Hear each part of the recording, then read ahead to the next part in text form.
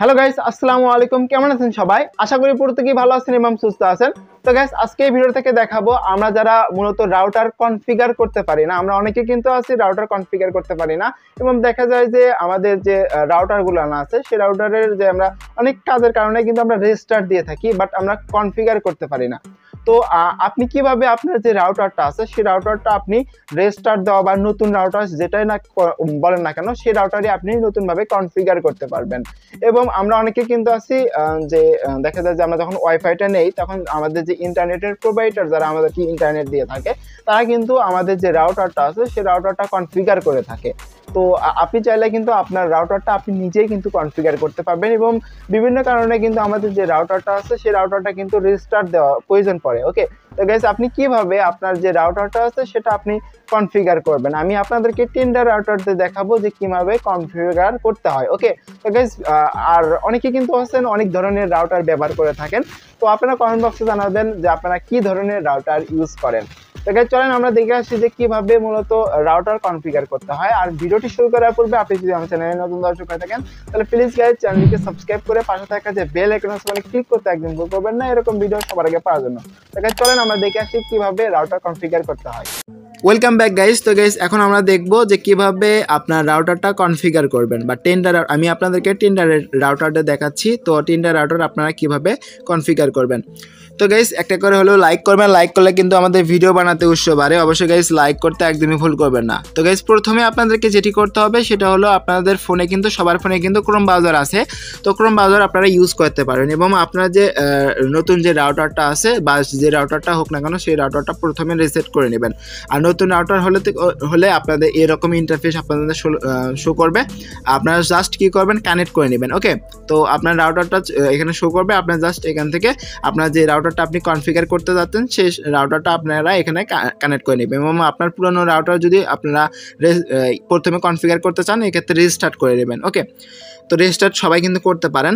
তো এখান থেকে আমরা চলে যাব হচ্ছে ক্রোম ব্রাউজার অপশনে। তো এখান থেকে গাইস ক্রোম ব্রাউজার অপশনে চলে আসবেন এবং এখানে আপনাকে সার্চ আইকনে যেটা টাইপ করতে হবে এখানে আপনাকে টাইপ করতে হবে 19192 তারপর দিবেন ডট তারপরে 168 তারপর দিবেন ডট তারপরে দিবেন হচ্ছে 01।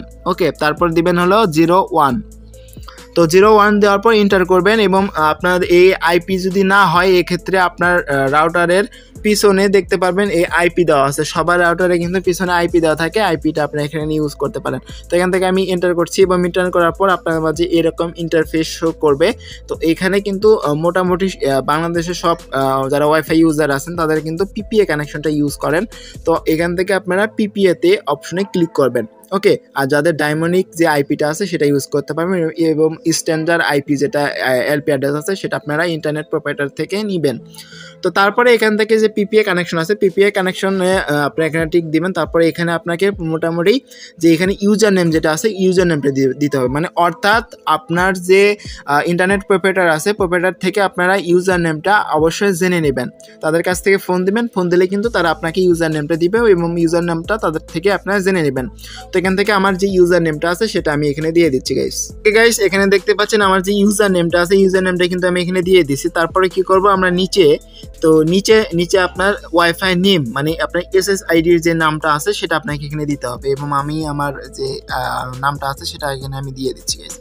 তো আপনি আপনার যে ওয়াইফাই যে নামটা দিতে চাচ্ছেন সেটা আপনি এখানে প্রথমে দিয়ে দিবেন, এখানে দিয়ে দিবেন। ওকে, তারপরে কি করবেন, নিচে দেখতে পাবেন পাসওয়ার্ডের অপশন। তো এখানে কিন্তু আপনার যে ওয়াইফাই যে পাসওয়ার্ডটা আছে সেটা কিন্তু আপনাকে এখানে দিয়ে দিতে হবে। তো এখানে আমি দিয়ে দিচ্ছি গাইস পাসওয়ার্ডটা। ওকে গাইস, আমি কিন্তু এখানে পাসওয়ার্ড দিয়ে দিছি। তারপর কি করব, আমরা নিচে যে অপশন দেখতে পাচ্ছেন ওকে বাটন, তো ওকে বাটনটাতে ক্লিক করব। তো ওকে বাটনে ক্লিক করার সাথে সাথে আপনার যে নেটওয়ার্কটা আছে সেটা কিন্তু ছেড়ে দেবে এবং ছেড়ে দেওয়ার পর আবারও আপনাকে কানেক্ট করে নিতে হবে। তো এর জন্য আমি কি করব, আমার যে ওয়াইফাইটা আছে সেটা দেখতে পাচ্ছেন চলে এসেছে এবং আমরা এটা যে পাসওয়ার্ডটা আমরা দিয়েছিলাম সেই পাসওয়ার্ডটা আমরা কানেক্ট করে নিব। তো এই জন্য এটা ফরগেট করলাম। তারপরে কি করব, আমরা যে পাসওয়ার্ডটা দিয়েছিলাম সেই পাসওয়ার্ড দিয়ে আমরা কানেক্ট করে নিব। তো কানেক্ট বাটনে ক্লিক করছি এবং এটা কানেক্ট হবে।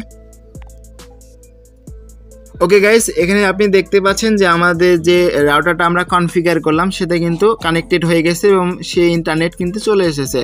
এখন আমরা আবারও ওখানে যাব এবং এখান থেকে রিলোড দিব। রিলোড দেওয়ার পর এখানে দেখতে পাচ্ছেন যে আমাদের যে রাউটারটা সেটা কিন্তু মোটামুটি কনফিগার কমপ্লিট। ওকে, তো আশা করি গাইস এভাবে কিন্তু আপনার যে রাউটারটা আছে টেন্ডা রাউটার সেটা কিন্তু এভাবে আপনি কনফিগার করতে পারবেন। তো গাইস যদি ভিডিওটি ভালো লাগে অবশ্যই লাইক করবেন, চ্যানেলে নতুন দর্শক হয়ে থাকলে অবশ্যই চ্যানেলটিকে সাবস্ক্রাইব করে আমার চ্যানেলের সাথে থাকবেন। আর এতক্ষণ সাথে থাকার জন্য অসংখ্য ধন্যবাদ। Thank you for watching.